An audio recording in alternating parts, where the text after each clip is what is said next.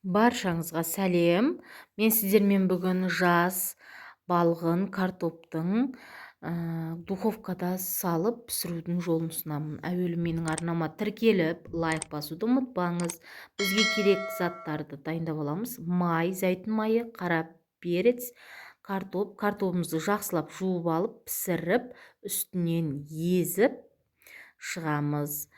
Езілген картопымыздың үстін зәйтүн майымен майлап, менде зәйтүн майы болғандықтан соны пайдаландым. Тұзын сеуіп, үстіне қара бұрышымызды сеуіп, егер сіздерде зәйтүн майы болмаған жағдайда сливочный май жақсаңыздар тіпті керемет болады. Бәрін жағып алғаннан соң қызып тұрған 180 градуста духовкамызға, пешімізге салып аламыз. Қып-қызыл болып, қатпарлы болып, әдемі болып шығады. Міне көріп тұрғандарыңыздай, мен қаймақты пайдаландым. Соусқа қаймаққа аскөкті қосып, чеснокпен балаларға ұсынамыз. Сіздер де жасап көріңіздер, өте дәмді шығады.